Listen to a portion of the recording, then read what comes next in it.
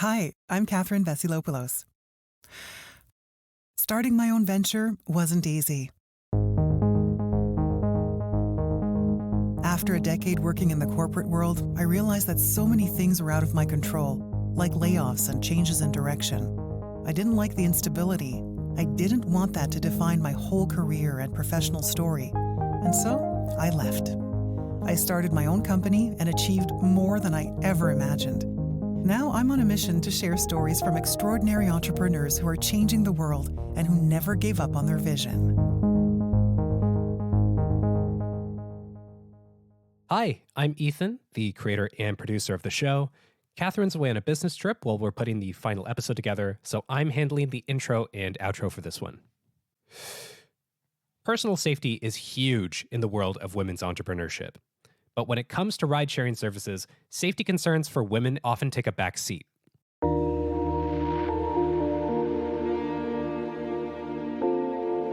Terri Phipps and Mary Morrison see this as an issue of social justice. As the co-founders of the ride-sharing service Wilma, Terri and Mary have combined their passion for safety and inclusivity with their own experiences as women navigating public transportation. In this eye-opening conversation, we explore the origins of Wilma, the unique challenges faced by its target users, and the personal connection that Terri and Mary share with their groundbreaking service. We also discuss the hurdles they've had to overcome, their aspirations for the future of ride-sharing, and how their pursuit to change public transportation is bringing attention to universal issues that tend to get left by the side of the road.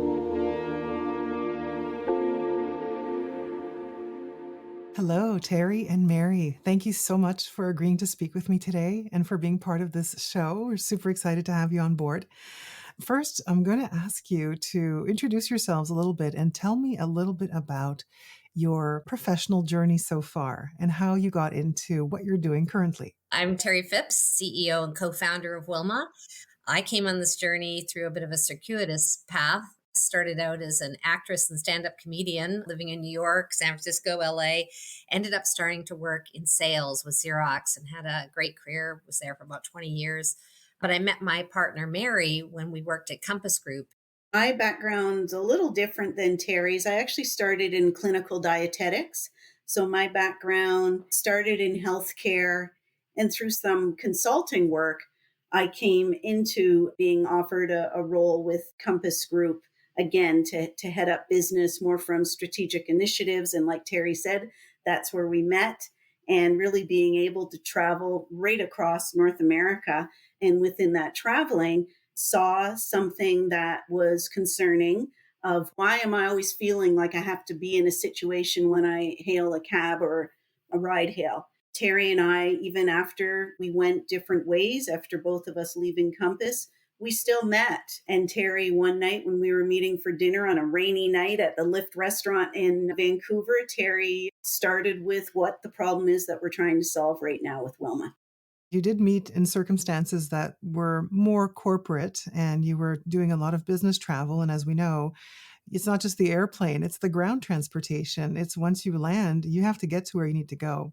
And that can be a bit of a hairy situation depending on where you are or whoever's car you get into. And tell me about maybe a situation or a story that maybe will resonate with some of the listeners because we've all gone through something like that. I remember exactly where I was when I was reading a Twitter feed about a woman who was on a business trip, just like Mary and I would be. She had landed in Houston. And her driver came to pick her up at the airport, and he was a ride-hail driver, and he was chatting her up and flirting a bit, looking in the rearview mirror. And he said, "Hey, there's a lot of traffic between here and your hotel. Do you mind if I take a different route other than the app?" And she said, "Yeah, no problem. It doesn't matter." And he said, "Yeah, and I need to get a bit of gas. Do you mind if I stop and get gas?" And she said, "Yeah, really, no big deal. I got a ton of emails. Let's go for it." And like most of us, she's nose deep in her emails, and it's not till the app says that instead of getting at her hotel at 8:05, it moves from 8:20 to 8:25. And so she pokes her head up, and there is not a light of Houston anywhere. She's actually going 90 miles an hour on the highway away from the city. And she looks down at her phone and it says no service. Oh, gosh. And she has this sinking feeling like, what's happening? And so she started to test the waters. She remembered you're supposed to personalize yourself and talk about your kids and your husband and stuff. And so she does that. And now he's not looking in the rearview mirror. He's not engaging at all. And she realizes, oh my God, I'm not imagining this. I think I'm really in trouble. And luckily for her, she makes up a story that she works for a high-tech security firm. And knowing her boss, he's waiting for her at the hotel. And knowing him, he's turned on track services on my phone, she says. And knowing him, he's turned on voice command. And then she inserts the driver's name. And that works. He takes the next off-ramp. He doubles back after a 45-minute detour. And she just wants to kiss the ground when she gets out. Catherine, what struck me was the amount of women who came on the Twitter feed with Me Too stories and worse. And I remember just thinking, oh my gosh, how have we not solved for a safer option for women traveling for business or anything really? So I started to look into it a bit, and I came across a website called alarms.com, and it was alarming statistics that most people don't know. There was a statistic that 3% of women who use ride hailing are assaulted or report being assaulted. There's probably more than that. And that there was 15 to 23% just report being bothered, hit on, contacted after the ride. And 3% is a really big number if you realize that's a percentage of such a ginormous number. And then on the other side, on the driver's side, that 42% of the drivers had reported being assaulted.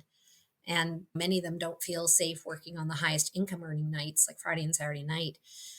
So I thought, okay, there's definitely an opportunity here. And then I spoke with Mary about it, and we went to see a law firm, and we said, if we modeled this after a women's gym, if we created a women driving women membership model, could we address the anti-discrimination law? And all 4 firms said yes. And so that's what gave us the idea to build Wilma as a community of ride hailing, safe for not just women, but gender diverse people. Wonderful. Because they're often targeted for violence, as we all know. Of course. So tell me a little bit more about Wilma. What's the idea behind it? How does it work? And where did the name come from? As I mentioned, it's a membership model. So the way it works is that the rider, other than the fact that she obviously gets a female driver every time, she doesn't pay any of the industry standard booking fees. So it doesn't take more than 2 or 3 nights out to cost justify a membership. And then the benefit for the driver, other than the fact that she gets a female rider in the back seat, the driver gets to keep 80% of the fare. And Wilma, where did the name come from? So we were looking for a woman's name that we thought would be like Xena Warrior Princess. And so we Googled woman's name protector. And Wilma came up as meaning resolute protector in Dutch and German. And I remember thinking, oh, you're kidding me. That's perfect. Because that's my late mother's name. And she was a high school principal, a mother of 5. She was the ultimate in resolute protectors. And so I was so shocked because I still remember going to the mall when we were kids, and my mom would say, okay, there's 5 of you, 1 of me, 1 of you is going to get lost. And when you do, go find a mom, go find a Wilma, and she'll get you home safely. Yes, yes. And that stuck with me. And then Mary was Googling women in transportation, very first woman ever to do a taxi cab. And it was in New York City in 1915, I think it was. And her name was Wilma Russi.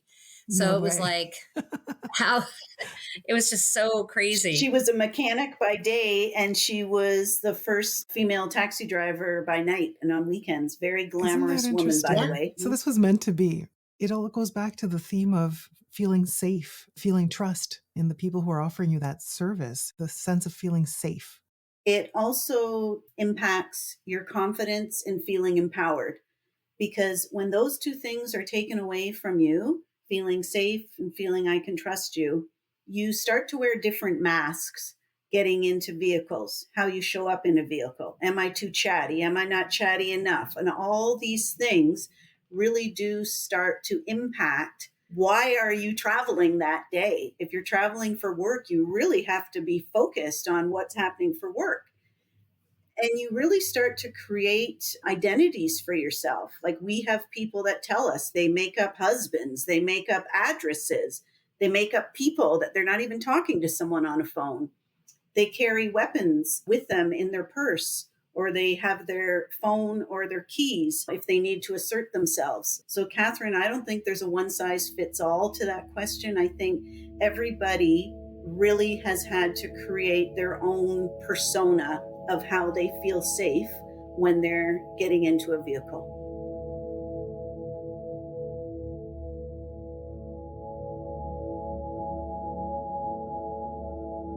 And you shouldn't have to. You shouldn't have to be on high alert when you're using a service that you're paying for.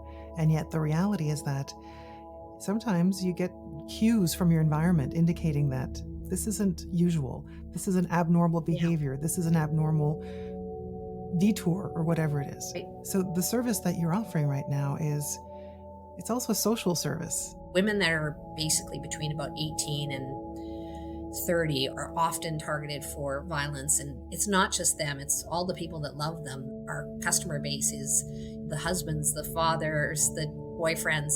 We lock our doors at night. We insure our cars. We insure our house because hope is not a strategy. And so sending off our loved ones into a situation that is statistically unsafe is just not something they feel comfortable with. So Mary and I talk about how many women's trauma bubbles we are going to impact and protect. And that's a big driver for us. It's kind of like a double bottom line. So it's not only an important investment for folks that are investing in Wilma, but it's going to have a huge social impact on all these women. I like the term you use, the trauma bubble, because it could mean different things to different people. From your perspective, Mary, what does that mean to you? Or what have you heard people say about it? And the trauma bubble does mean different things to different people. And you can take it from something that just makes me uncomfortable, which that shouldn't be happening, to an all-out assault that has absolutely crippled that person that she can't leave the house anymore. These are things that are very dynamic. They're happening every day. There isn't a neighborhood or a community that it isn't happening in. And I just wanted to comment on the point earlier about the trauma bubble. Trauma is a core memory that stays with you forever, and it impacts the decisions you make every day and your startle reflex. And if we can do our part to avoid that trauma for women, violence for the most part is typically man on man or man on women. That's 96% of all violence. Only 4% is women on women. It's almost always in correctional institutes or mothers against daughters. So this statistically is the far safer way. Plus, women also statistically are safer drivers. So it's got so many wins for women to try and protect that core memory in that trauma bubble. Yeah, it stays somewhere deep inside, and it can be crippling almost sometimes in terms of decision making in the future, and you don't know when it's going to appear, but your body tells you. Yeah. They recognize the Mhm. feeling again, and that comes back, and it's like, oh no, I'm not going down this path again. I've had a moment where I had almost 20 years ago in Boston, took a plane there, got off. It was late at night, it was dark, and there were people waiting for cabs, and a gentleman who was well-dressed said, hey, you want to share a cab? Where are you going? I said, I'm going to this area. He goes, yeah, I'll be in that area too. I'll get off first at my hotel, and then the driver can take you to where you're going. And then when that gentleman was dropped off, the cab driver seemed to have a different attitude with me and seemed to then all of a sudden start taking detours into neighborhoods that didn't seem to match the description of where I thought I was going.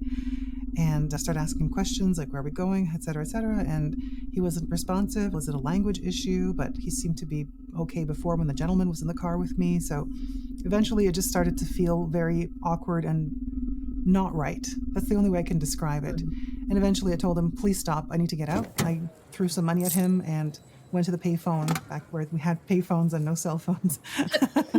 And I called the place where I was staying and said, please send someone. I am stranded and I did not feel comfortable. And so I'm sure many people have had moments like that where they just know that something's not right. And did you also have something like that? Did it ever happen to you?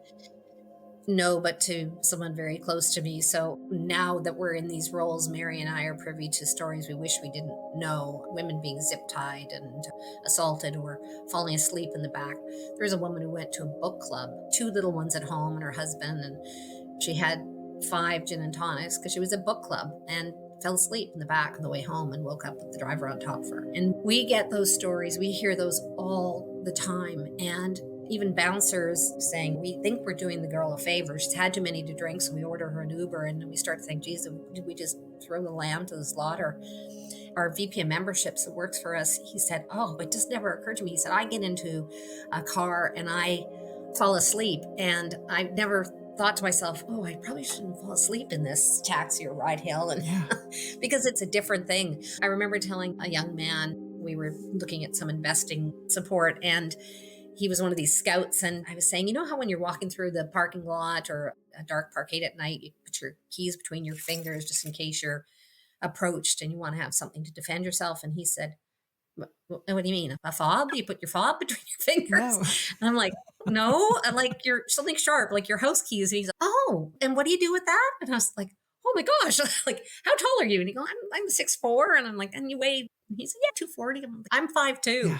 I need some sort of an advantage to get their eyes or something. And he's, I'd never heard of Yeah, that. it would never And occur I'm to like, him "Wow." to have to defend himself or to carry some form of protection or a weapon or a spray, something that a lot of women unfortunately have to think about. And that's an emotional thing because you're like, wow, I can't navigate this world without wondering who is going to approach me from behind or from the side. And it's not a good place to be. That destroys all the trust.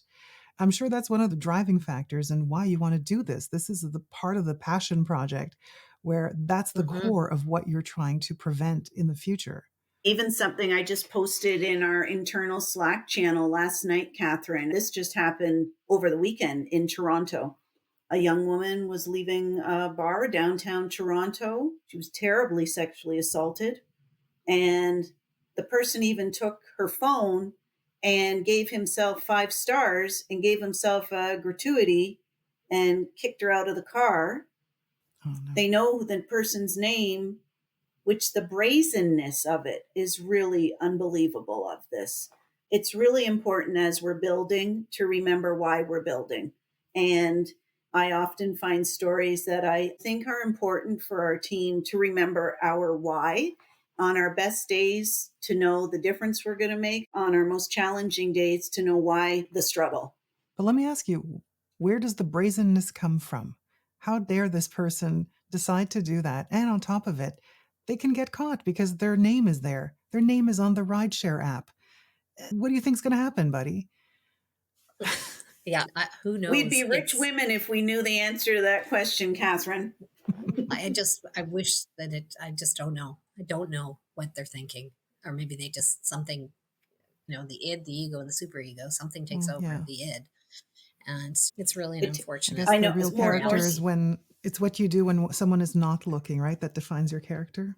Yes. Yeah. And Yeah. and what's For even sure. more troubling is Terri had spoke about this at the onset. For 30 million women and gender diverse people to report that they've been sexually violated, that's the reports. It takes a lot of courage to call the police and say this Right. happened to me, because it starts with proving. And as women, we often are brought up to make up, oh, maybe I shouldn't have been so nice. Maybe I shouldn't have been so friendly. Maybe I shouldn't have had that last glass of wine. All those things become tattooed on ourselves somewhere. It takes a person to know that what happened to me isn't right, and I'm going to call the police and report this. But unfortunately, that's the minority. So when we're working with such big numbers, that's the minority of people that are making those calls to report. I imagine that not everyone is reporting everything, so that the statistics are Right. completely underwhelming. Yeah. I want to go back to the moment where you were still in corporate. Was there a moment where you decided, I need to leave corporate? Or was there an emotional turmoil inside that said, I need to do something else? Or this is calling me now and I have to move on from this? Yeah, I think for me, you know how in life it's either a carrot or a stick. You're either running to something or away from something. I wasn't running away from anything. I had a fantastic job as a senior VP and managing director, had a wonderful, good income. So this absolutely, I felt like I was picked, that I was chosen to do this. That's what happened for me. How about you, Mary? I've done the dance between being an entrepreneur and then getting back into the corporate world, mostly a client that I was solving problems for. But Catherine, specifically to your question, really seeing something that needs to be resolved. The thing that should just be a no-brainer, that I should be able to leave my house and go to the airport and not think, God, did I give too much information away? I just thought when Terri and I started meeting for our dinners in Vancouver, it's the time. You really have to believe in what you're doing, because it's a hell of a lot of work. It is. And self doubt can creep in very quickly the minute the first thing doesn't go well. because I know that very well. What I want to hear about is personal challenges, the stuff that's going on inside when all this is happening. Because externally, it's fantastic. Everything is wonderful. You're doing all the steps. On paper, it looks amazing, but stuff inside is happening. Terri and I have a beautiful moral compass. Part of having that moral compass is you carry a lot of weight of making all the right decisions. When you're raising money, that's a weight too, because you're managing those expectations. To start from a place of building, not just a plug and play, but building, there needs to be patience built in with the anticipation, because that true anticipation can't happen without the due diligence that's required. It's a significant responsibility. It's a significant responsibility for the commitments that we're making to the communities and the stakeholders. It's a significant responsibility of allowance to ourselves to be able to say, I just need a day off. Those sorts of things, I would say, when you're working, no matter what job you're working, when you're carrying a business card for a company that you know you're going to get paid and you know you can take your 5 weeks vacation, you can go and get some new contact lenses. Those things don't even play in your mind. Yeah, you need to be able to see what you're doing. I like what you said, though. With anticipation, you need patience because otherwise nothing happens. But what do you become impatient about? We both know how to scale. The hardest thing has been getting from 0 to 1. Yeah, so true, And Terri. we're finally at the end of that fun game after lots of wine, couple of tears, lots of times doubting ourselves, like, will this work? Are we going to meet payroll? Are we going to do it? But my mom, which is so great that Wilma's named after her, but my mom had this expression, no problem can stand the assault of sustained effort. Oh, And I say that all the time to Mary, to the team, to everyone. No problem can stand the assault of sustained effort. And Winston Churchill had just said, never quit.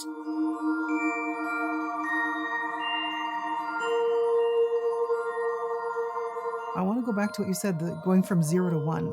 Describe that. What does that mean exactly? From the idea of knowing this is a great idea to figuring out the plan, the path, the getting incorporated, getting your CRA, just like all the little tiny steps, setting up your corporate bank account, getting a corporate lawyer, all those things we had to learn. It's to hire slow and fail fast. That's something that Terri and I always talk about. We have these great women that help us with talent acquisition. Bringing people into the company is very strategic. What is this person going to do?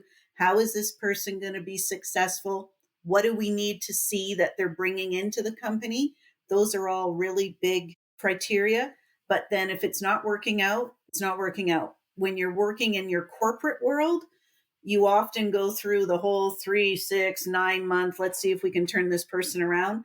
Not everybody's cut out to be working in a startup environment. That's a big learning for Terri and I. Why is that? There's a lot of cloud cover in a lot of organizations. A lot of organizations that they may not have had the decision rights, that when we bring people in, we want people that can be autonomous thinkers and doers versus oversight. And we're not great babysitters. We're bringing people in to bring value to the business and to get the business launched. Yeah, you need a person who gets hired because of their expertise and they bring something to your company as opposed to you telling them how to do something and then they show up and just do it. And I do get the whole thing about never quit. That's the basic thing of you got to wake up and do the work. Even if it's not perfect or even if you fall flat on your face, you still have to get back up on your feet and keep going. So that was my biggest fear. My biggest fear is that I would eventually quit. And I'm curious to know about your biggest fear. I've had to learn so much more about technology than I ever thought. Like, I know more about Lambda and DynamoDB, Athena, sockets, APIs. I could just done that. She's a Scrabble whiz, her a Scrabble board, and what's the words that she can build? Are you inventing words now? It is crazy, the stuff you need to know about real-time location services. Mm-hmm. What is the least expensive way to build out an infrastructure to do that? The things we worry about go from little to big, but the biggest one is just keeping cash in the bank, keeping cars on the road, and building up our traction with our members so that we can expand into other cities. Mary, what's your biggest fear? I like to run little scenarios of the what ifs, even if the what if scenarios aren't ideal. And I think it's really important as startup founders to run those what if scenarios because you're going to get hit with them sooner or later. And you have to remember you've done your what if scenarios. You're competent and confident in the current plan. But both Terri and I, we are very much agile founders. We can shift where we need to shift. And again, that takes confidence. So the fear is really managing the fear. Interesting. Very interesting. What does it mean to you to be an entrepreneur now? You must get emotional about this at some point. It's not always facts and let's be prepared and we've done our due diligence and we've surrounded ourselves. There's got to be an emotional component to this. What does it mean to you? Have I bitten off more than I can chew? Can I really do this? Yeah, the FUD, fear, uncertainty, and doubt. Oh, the FUD. I never heard that one before. Fear, Yeah, uncertainty, fear, and doubt. uncertainty, and doubt. Oof, Yeah. those will sound like bad dudes. Yes. Yeah. You know, we have them. We have Yeah. them in our brains. We are always asking and answering questions all the time in our brain. Because I used to do motivational speaking as well. And one of my big talks is on choice, not chance, determines your destiny. Because it's really your attitude controls your actions, and your actions control your destiny. Yes, So yes. you really, even above attitude is your thoughts. And so when you have negative self-talk or you have negative thoughts or fear, they can be really paralyzing, and we all have them. I've tried to train myself, and this again comes from my mother. When fear or negative thoughts come in, I think, okay, how can I do this and enjoy the process? And so we have a call every Friday with our recruitment ladies. And so we've all now got sock puppets. And, No, we do oh, not. okay, all of us Two- but two- Mary is Mary. Yes. Show me. I want to see it. I'll show you. I got to show you my sock puppet. Oh my Hilarious. gracious. It's not hilarious, It's Catherine. a little blue bunny with a big red mouth. And now my dog thinks it's hilarious. But we use these sock puppets, and we always end the call with a word of the day. The word is never appropriate, and you have to work it into a sentence through the day. Trying to bring some fun and remembering that we are doing this to bring good to the world. And so we've got to enjoy the process.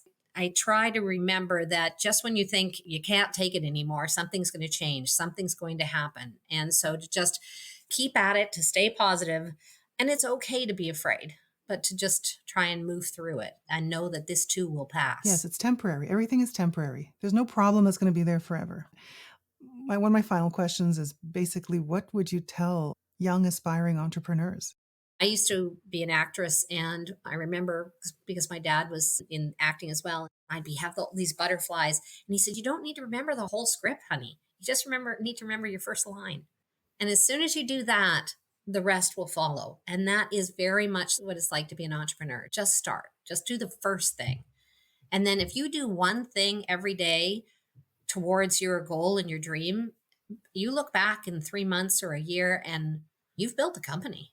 I would actually remove the word young because I think no matter what stage you're at in your life, if something is really important to you, then just do it. Just like any relationship, a startup is a relationship. If it doesn't matter that much to you, it's going to be a crap relationship, and that's how you're going to treat it. So it really has to be something that you can say, this is important to me. For Terri and I, it is a legacy. We're building this to leave to every place that gets to experience Wilma. What an amazing discussion today. Is there anything else you wanted to add? Did we cover everything? Pick a co-founder you trust. Yes. I was saying this to someone the other day, Terri, just through the incubator programs that we've been involved with. You get to meet everybody. And often they're friends, but they don't know how they are in business. Your co-founder has to be someone that you see them in business, because we have friends in our life. And I'll tell you what, none of my friends in my life would be in this business. They just wouldn't. And that's okay. But it is really important to have that trust and that vulnerability with that person as well. What will it look like when you achieve your success? I know it's a very cliche question because it means different things to different people, but we have to understand what that means to us. Otherwise, we'll never be satisfied. What does success look like for you? I think for me, it's Wilma just becomes a word that we use in our life.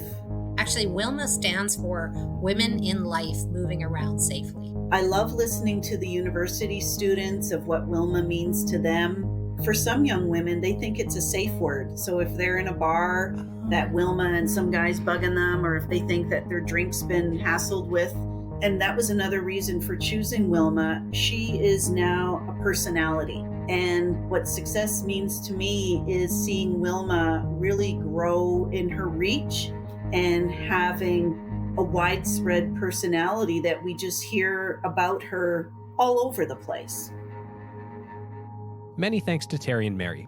You can learn more about Wilma in the episode description. Like we mentioned, narratives about women and ride sharing aren't talked about nearly as much as they should be. So if you enjoyed our conversation, we would love it if you shared this episode with a friend. And So She Left is made by Cansulta and myself, Ethan Lee. We'll be back next Wednesday with a new episode. Our music is by Chris Zabriskie, edited for your enjoyment. You can find a list of all the songs you heard here in the episode notes. On behalf of Catherine Vasilopoulos, I'm Ethan Lee, and thanks for listening.